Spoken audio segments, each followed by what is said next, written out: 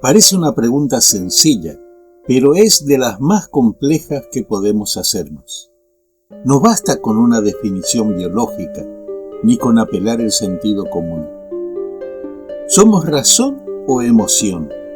¿Naturaleza o cultura? ¿Individuo o relación?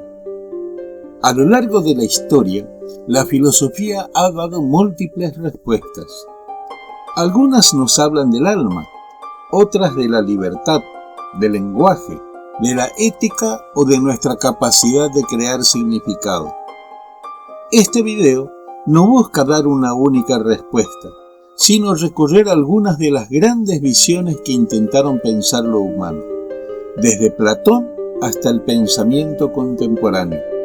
Veremos cómo ha ido cambiando esta pregunta y por qué hoy, más que nunca, necesitamos volver a formularla. Para Platón, lo humano no se agota en lo material. El ser humano es, ante todo, alma. Un alma que aspira al conocimiento, a la verdad y al bien. Lo corporal es transitorio. Lo esencial en nosotros es la parte racional, que nos conecta con el mundo de las ideas.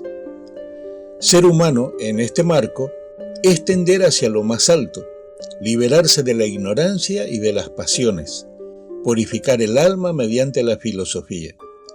La vida verdaderamente humana es la que busca la sabiduría y vive conforme a lo eterno, no a lo pasajero.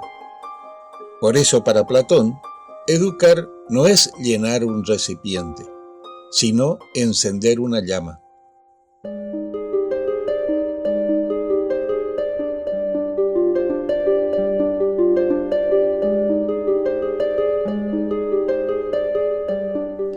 Aristóteles parte de una visión más realista y concreta.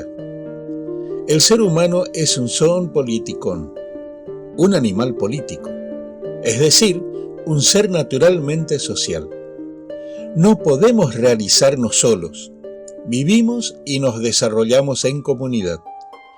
Pero no se trata solo de vivir juntos, sino de vivir bien, alcanzar la eudamonía, la plenitud, mediante la virtud. Lo humano se define por la razón práctica, la capacidad de deliberar sobre lo justo, lo bueno, lo necesario. Y esa capacidad florece en la polis, en la participación activa en la vida común. La ética y la política no están separadas. Ser humano es vivir en sociedad de manera virtuosa.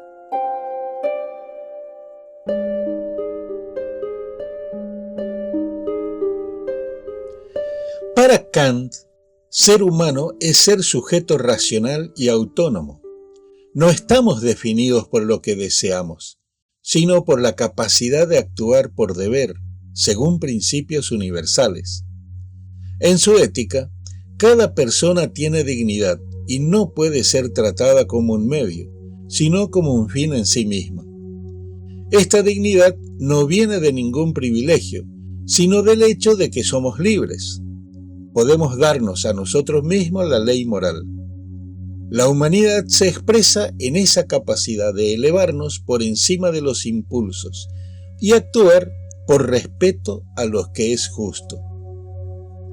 Así Kant establece una base firme para los derechos humanos y para una idea universal de lo humano que trascienda las diferencias culturales.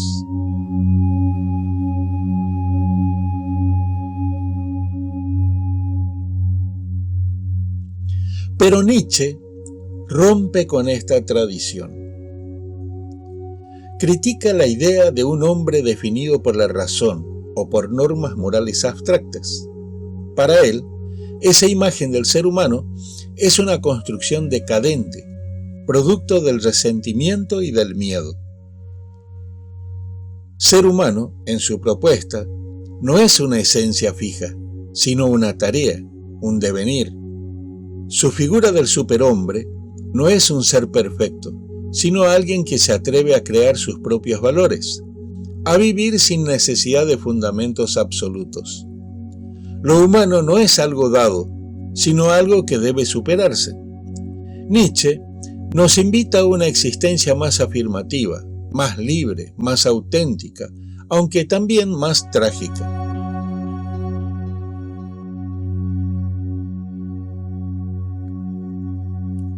Siguiendo una línea similar, pero con otros matices, Sartre sostiene que la existencia precede a la esencia.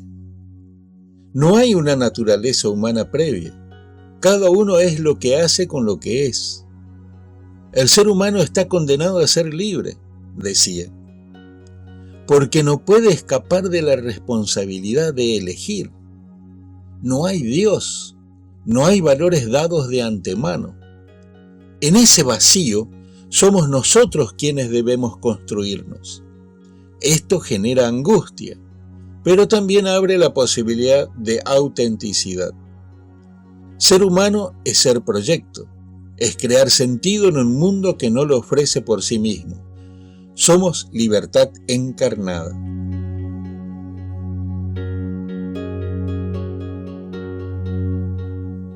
Emmanuel Levinas propone una visión distinta, profundamente ética.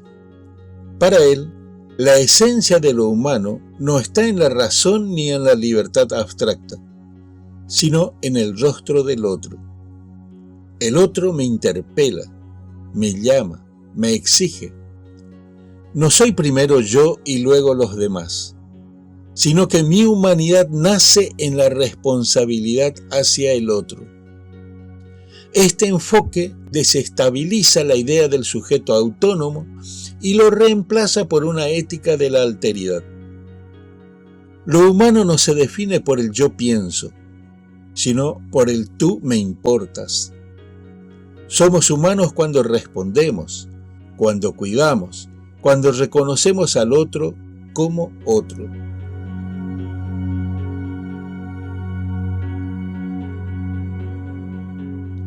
Hoy, esta pregunta vuelve con fuerza en medio de los avances tecnológicos. La inteligencia artificial, la edición genética, los implantes neuronales, nos obligan a repensar los límites de lo humano.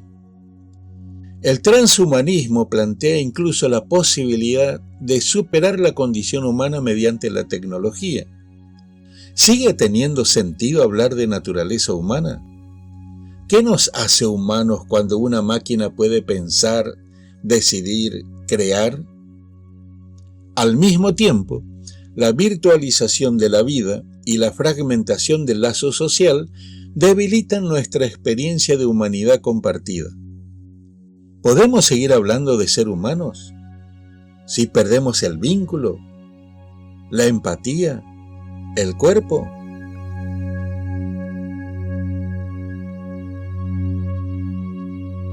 Después de este recorrido, la pregunta sigue abierta.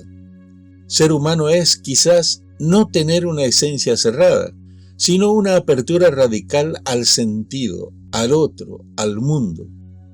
Tal vez lo humano no sea algo que se posee, sino algo que se cultiva, algo que se construye en el diálogo, en la elección, en la responsabilidad. En un tiempo donde lo técnico parece avanzar más rápido que lo ético, recuperar la pregunta por lo humano no es un lujo, es una necesidad urgente.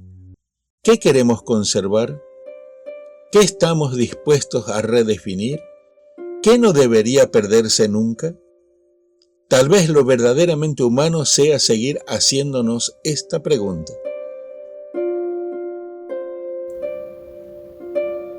Gracias por llegar hasta acá. ¿Qué piensas? ¿Qué visión de lo humano te resulta más convincente? ¿Te identificás en alguna especial? Estas últimas semanas estuvimos subiendo el contenido de un curso sobre Sócrates y el examen de sí mismo. Una entrega que contó con 10 episodios. Curso como este lo voy a subir de forma paralela a los videos del canal. Videos como este que acabamos de ver ahora. Y es decir, los videos en este formato van a ser los ordinarios y me voy a esforzar a subir uno cada semana o cada 2 semanas a lo sumo, de acuerdo con la disponibilidad de horario que tenga, lógico. La idea es la de ir mejorando la calidad y la simplicidad, que le sea más agradable y fácil de entender. Los cursos los voy a ir subiendo también, ir mejorando la calidad, ¿no? Lógico, estoy probando ciertas cosas y bueno, pero lo voy a subir de manera extraordinaria una vez que ya tenga todo el curso armado. Y generalmente lo voy a hacer sobre un filósofo o escuela filosófica. Bueno, te voy a pedir que dejes tu comentario, que te suscribas al canal si te interesa seguir profundizando en la filosofía y que compartas este video si crees que esta pregunta vale la pena. Nos vemos en la próxima entrega de Pensamiento y Filosofía.